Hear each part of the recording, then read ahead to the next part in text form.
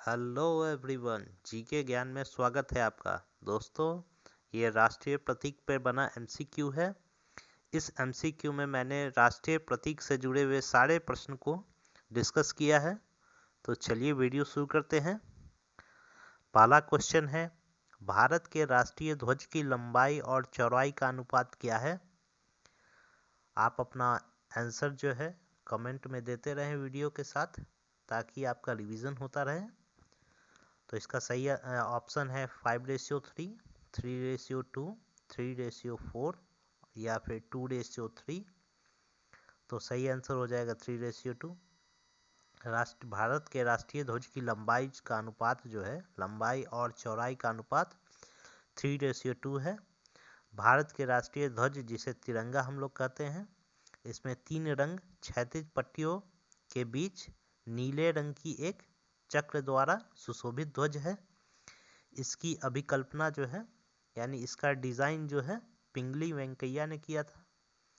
चलिए next question की तरफ हम लोग बढ़ते हैं। भारत के राष्ट्रीय ध्वज की चौड़ाई और लंबाई का अनुपात क्या है? इससे पहले हम लोगों ने लंबाई और चौड़ाई का अनुपात जाना था। अब इसमें पूछा जा रहा है चौड़ाई और लंबाई का। तो ये उसका ठीक उल्टा हो जाएगा, 2:2, या उसकी चौड़ाई 2 हिस्से में और उसकी लंबाई 3 हिस्से में होती है। तो 2:3 हो जाएगा। नेक्स्ट क्वेश्चन की तरफ बढ़ते हैं हम लोग। भारत के राष्ट्रीय ध्वज के मध्य में बने धर्म चक्र का रंग क्या है? यानी बीच में जो चक्र है उसका रंग क्या है? समुद्री नीला, गहरा नीला, काला या फिर हरा? तो सही आंसर हो जाएगा इसका गहरा नीला।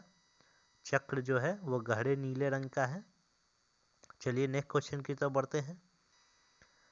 भारत के राष्ट्रीय ध्वज के चक्र में कितनी तिल्लियां हैं? ऑप्शन है 20, 22, 23, 24। तो सही आंसर इसका हो जाएगा 24। भारत की ध्वज में जो चक्र है उसमें 24 तिल्लियां हैं। यह चक्र जो है मौर्य सम्राट अशोक के द्वारा सारनाथ में स्थापित सिंह शीर्ष स्तंभ मृंग, जिसे हम लोग मैंगरी कहते हैं, उससे लिया गया है। यानी सम्राट अशोक का जो धर्म स्तंभ है, लौह स्तंभ है, उसमें मौजूद चक्र से लिया गया है। तो चलिए नेक्स्ट क्वेश्चन की तरफ बढ़ते हैं हम लोग। स्वतंत्र भारत के राष्ट्रीय ध्वज का डिजाइन किसने, निम्नलिखित में से किसने बनाया है? यानी भारतीय ध्वज को का डिजाइन किसने बनाया है? ऑप्शन है महात्मा गांधी, बंकिम चंद्र चटर्जी, रविन्द्रनाथ टैगोर या पिंगली वेंकैया। तो सही आंसर हो जाएगा इसका पिंगली वेंकैया। पिंगली वेंकैया जी ने जो है हमारे भारत के तिरंगा का जो डिजाइन तैयार किया है। गांधी जी ने सबसे पहले 1921 में कांग्रेस के अपने झंडे की बात की थी। यानी सबसे पहले भारत में भारतीय झंडे की बात जो है 1921 में गांधी जी के द्वारा किया जाता है। और इस झंडे का जो डिज़ाइन है वो पिंगली वेंकैया करते हैं। इसमें 2 रंग, एक लाल रंग जो है हिंदुओं को के लिए है, और हरा रंग जो है मुस्लिमों के लिए है, और बीच में चक्र है जो कि हमारे अशोक स्तंभ से लिया गया है। चलिए नेक्स्ट क्वेश्चन की तरफ हम लोग बढ़ते हैं। भारत का राष्ट्रीय गान क्या है? इसमें लोगों में बहुत कंफ्यूजन होता है राष्ट्रीय गान और राष्ट्रीय गीत में, तो इसको ध्यान से देखिएगा। इसमें ऑप्शन है वंदे मातरम, सारे जहां से अच्छा, जन गण मन या हिंद देश प्यारा झंडा। तो सही आंसर इसका हो जाएगा राष्ट्रीय गान जन गण मन होता है। और ये किसके द्वारा लिखा गया है? तो रविन्द्रनाथ टैगोर के द्वारा लिखा गया है। भारत के राष्ट्रीय गान की रचयिता कौन है? देखिए ये क्वेश्चन आ भी गया। तो निश्चित तौर पे रविन्द्रनाथ टैगोर जी जो हैं ये राष्ट्रीय गान के रचयिता हैं, जनगण मन के। ये बंगाली में गुरुदेव रविन्द्रनाथ टैगोर द्वारा लिखा गया है। हम लोग रविन्द्रनाथ टैगोर को गुरुदेव के नाम से भी जानते हैं। तो चलिए नेक्स्ट क्वेश्चन की तरफ हम लोग बढ़ते हैं। राष्ट्रीय गान जन गण मन सर्वप्रथम कब और कहाँ गाया गया था? यानी सबसे पहले राष्ट्रीय गान कहाँ किस साल गाया गया था और कहाँ गाया गया था? ऑप्शन है 1911 कलकत्ता में, 1931 कलकत्ता में, 1950 कलकत्ता में या 1896 कलकत्ता में। तो सही आंसर इसका हो जाएगा 1911 में कलकत्ता में गाया गया था। जन गण मन जो हमारा राष्ट्रीय गान है, जिसको रविन्द्रनाथ टैगोर जी ने लिखा है, ये सबसे पहले 27 दिसंबर 1911 में कांग्रेस के कलकत्ता दोनों भाषाओं बंगाली और हिंदी अधिवेशन में गाया गया था। कलकत्ता अधिवेशन में गाया गया था। पूरे गान जो है 5 पद में है, यानी 5 पैराग्राफ में है। चलिए नेक्स्ट क्वेश्चन की तरफ बढ़ते हैं। भारत के राष्ट्रीय गान जन गण मन को संपूर्ण रूप में गाने में कितना समय लगता है? यानी जन गण मन को कितना समय लगता है गाने में? ऑप्शन है 50 सेकेंड, 52 सेकेंड, 55 सेकेंड या 59 सेकेंड। तो सही आंसर हो जाएगा 52 सेकेंड। 52 सेकेंड में जो है राष्ट्रीय गान जन गण मन कंप्लीट गा लिया जाता है। तो देखिए रविन्द्रनाथ टैगोर द्वारा जो बंगला में खास पहले ये बंगला में लिखा गया जन गण मन जो है, इसका हिंदी संस्करण जो है 24 जनवरी 1950 को अपनाया गया था। ये मूल रूप से बंगाली भाषा में है, लेकिन इसकी हिंदी संस्करण जो है ये 24 जनवरी 1950 को अपनाया गया था। सबसे पहले जो है 23 दिसंबर 1911 को कोलकाता अधिवेशन में, इससे पहले वाले क्वेश्चन में हम लोगों ने देखा कलकत्ता अधिवेशन में सबसे पहले इसे गाया गया था। चलिए नेक्स्ट क्वेश्चन की तरफ बढ़ते हैं। भारत का राष्ट्रीय गीत कौन सा है? बहुत ही कंफ्यूजिंग है, काफ़ी लोगों को इस क्वेश्चन में दिक्कत होता है, कौन राष्ट्रीय गीत है और कौन राष्ट्रीय गान है। तो राष्ट्रीय गीत, इसमें ऑप्शन है जन गण मन अधिनायक जय हे, हिंद देश का प्यारा झंडा, वंदे मातरम, सारे जहां से अच्छा। तो सही आंसर इसका हो जाएगा वंदे मातरम। वंदे मातरम राष्ट्रीय गीत है, जबकि जन गण मन जो है ये हमारा राष्ट्रीय गान है। वंदे मातरम जो है ये बंकिम चंद्र चट्टोपाध्याय के द्वारा लिखा गया था 1882 में। ये जो है ये संस्कृत बांग्ला मिश्रित भाषा में रचा गया ये गान है, गीत है वंदे मातरम, जो 1892 में उनके उपन्यास आनंद मठ से लिया गया है। ठीक है, आनंद मठ का ये एक हिस्सा है। इस उपन्यास में गीत भवानंद नाम के सन्यासी के द्वारा गाया गया है।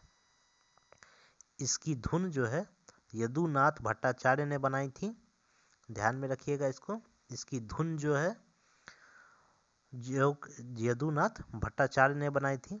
इस गीत में 65 सेकंड जो है लगता है इसको गाने में, यानी 1 मिनट 5 सेकंड। ठीक है, नेक्स्ट क्वेश्चन की तरफ बढ़ते हैं हम लोग। भारत में राष्ट्रीय गीत के रचयिता कौन है? तो अभी हम लोगों ने पढ़ा है, सही आंसर हो जाएगा बंकिम चंद्र चटर्जी। भारत के राष्ट्रीय गीत के गायन की अवधि क्या है? यानी राष्ट्रीय गान को तो 52 सेकंड में गाया जाता है, लेकिन राष्ट्रीय गीत को कितने सेकंड में गाया जाता है? तो सही आंसर इसका हो जाएगा, ऑप्शन आप देख लीजिए पहले, 52 सेकंड, 60 सेकंड, 65 सेकंड या 90 सेकंड। तो सही आंसर हो जाएगा 65 सेकंड, 65 सेकंड लगता है राष्ट्रीय गीत को गाने में। इसका धुन किसने बनाया था? तो यदुनाथ भट्टाचार्य ने बनाया था। चलिए नेक्स्ट क्वेश्चन की ओर बढ़ते हैं। भारत के राष्ट्रीय गीत वंदे मातरम सर्वप्रथम कब गाया गया था? ऑप्शन है आपका 1886, 1896, 1906 या 1907। तो सही आंसर हो जाएगा 1896 में सबसे पहले गया था किसने?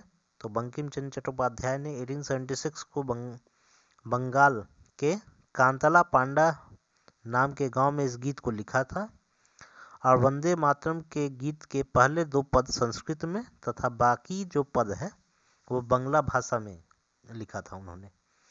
और 1896 के कलकत्ता अधिवेशन में इन्होंने इस गीत को सर्वप्रथम गाया था।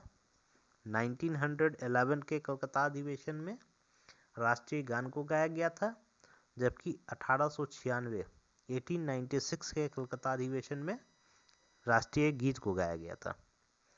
तो दोनों बातों को ध्यान रखना है आपको। तो चलिए नेक्स्ट क्वेश्चन की तरफ हम लोग बढ़ते हैं। तो अगला क्वेश्चन है हमारा, भारत का राष्ट्रीय गीत वंदे मातरम किस ग्रंथ से संकलित है? ऑप्शन है मुंडकोपनिषद, कठोपनिषद, भारत भारती या आनंद मठ।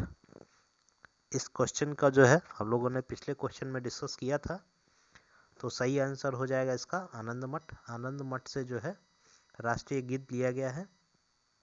तो चलिए नेक्स्ट क्वेश्चन की तरफ बढ़ते हैं।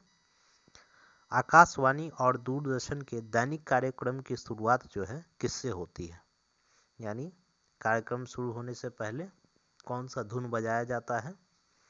ऑप्शन है राष्ट्रगान, राष्ट्रगीत, आपको संतूर वादन या फिल्मी धुन से। तो सही आंसर हो जाएगा राष्ट्रगीत से। राष्ट्रगीत से जो है आकाशवाणी या दूरदर्शन का जो प्रोग्राम है शुरू किया जाता है। चलिए नेक्स्ट क्वेश्चन की तरफ बढ़ते हैं। सारनाथ स्थित राष्ट्रीय स्तंभ का कौन सा भाग जो है राष्ट्रीय प्रतीक के रूप में लिया गया है? यानी सारनाथ से जो राष्ट्रीय स्तंभ है उसमें से कौन सा भाग जो है राष्ट्रीय प्रतीक के रूप में लिया गया है? तो शीर्ष भाग ऑप्शन में है, शीर्ष भाग, मध्य भाग, आधार भाग या पूरा भाग। तो सही आंसर हो जाएगा इसका शीर्ष भाग। सारनाथ में स्थित जो राष्ट्रीय स्तंभ है उसका जो शीर्ष भाग है, जिसमें 4 शेर और एक अशोक के चक्र बने हैं, उसमें से वो जो है उस स्तंभ के शीर्ष भाग से लिया गया है। उसके शीर्ष भाग पर स्थित है, वहीं से लिया गया है। तो चलिए नेक्स्ट क्वेश्चन की तरफ बढ़ते हैं हम लोग। भारत के राष्ट्रीय प्रतीक में निम्नलिखित में से कौन सा पशु दृष्टिगत नहीं है? यानी जो प्रतीक है, भारत का राष्ट्रीय प्रतीक है, उसमें से कौन से पशु हमें देखने को नहीं मिलते हैं? ऑप्शन है आपका सिंह, सांड, घोड़ा, हिरन। तो सही आंसर हो जाएगा हिरन। हिरन नहीं है, जबकि सिंह 4 शेर के रूप में है। उसके एक तरफ सांड और नीचे की ओर एक तरफ सांड है और दूसरे तरफ घोड़ा है और बीच में चक्र है। कुछ इस प्रकार का हमारा राष्ट्रीय प्रतीक है। तो हिरन उसमें नहीं है। ठीक है, चलिए नेक्स्ट क्वेश्चन की ओर हम लोग बढ़ते हैं। भारत के राष्ट्रीय प्रतीक में कितने शेर दिखाई देते हैं? क्वेश्चन को थोड़ा ध्यान से पढ़िएगा। इसमें पूछा जा रहा है कितने शेर दिखाई देते हैं। ऑप्शन है 1, 2, 3 या 4। तो सही आंसर हो जाएगा 3। हम लोग जब देखते हैं प्रतीक चिन्ह को तो सिर्फ 3 ही शेर दिखाई देते हैं, क्योंकि एक शेर जो है वो पीछे छुपा होता है। तो 3 शेर ही दिखाई देते हैं, इसलिए क्वेश्चन को थोड़ा ध्यान से पढ़ने की जरूरत है। चलिए नेक्स्ट क्वेश्चन की ओर बढ़ते हैं। भारत का राज्य चिन्ह जो अशोक महान द्वारा सारनाथ में स्थित सिंह स्तंभ से लिया गया है, इस राज्य चिन्ह के मूल स्तंभ में कितने शेर हैं? अब यहाँ पर जो है मूल कितने शेर हैं ये पूछा जा रहा है। तो इसमें ऑप्शन है 1, 3, 4 या 5। सही आंसर क्या हो जाएगा? सही आंसर 4 हो जाएगा। राष्ट्रीय प्रतीक जो है अशोक के सारनाथ शेर राजधानी से लिया गया है। मूल रूप से 4 शेर हैं जो एक दूसरे की ओर मुंह किए खड़े हैं। ठीक है, एक दूसरे के पीछे, एक शेर दूसरे के पीछे है, इस प्रकार से है।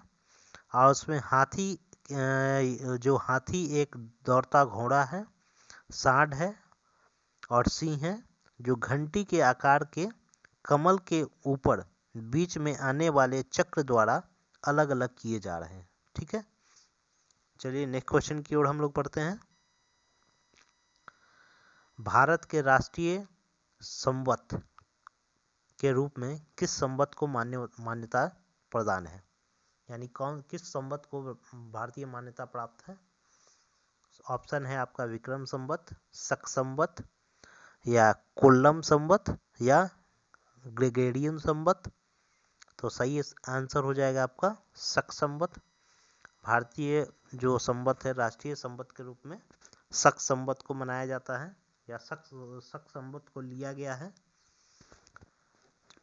चीनी एवं भारतीय इतिहास में शक संवत के प्रचलन का अत्यंत रोचक और ऐतिहासिक वर्णन आपको मिलेगा।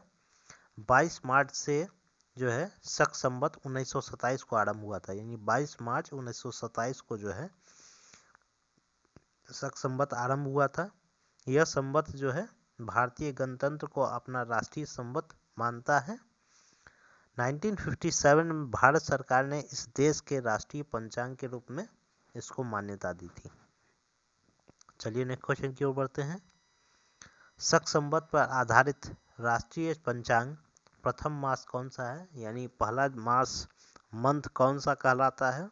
जैसे हमारा जो ग्रेगोरियन कैलेंडर है उसमें पहला महीना जनवरी है, उसी प्रकार से शक संवत में जो है पहला महीना कौन सा है? ऑप्शन है चैत, बैसाख, माघ या कार्तिक। तो सही आंसर हो जाएगा चैत। चैत महीना जो है पहला महीना है शक संवत का। शक संवत को 22 मार्च 1957 में शामिल किया गया था, यानी इसको भारत का राष्ट्रीय कैलेंडर घोषित किया गया था। देखिए कैलेंडर का प्रारूप जो है उसमें महीनों का नाम दिया गया है।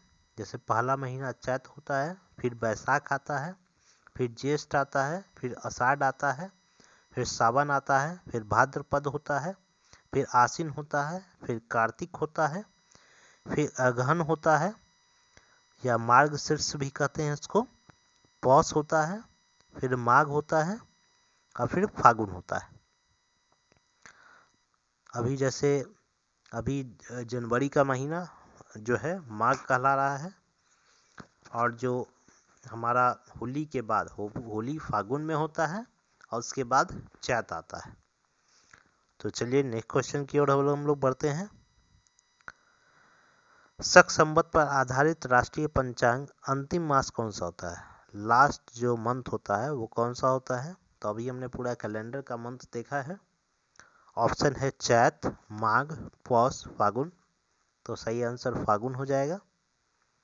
फागुन जो है फागुन से शक संवत का अंत होता है, फागुन महीने से।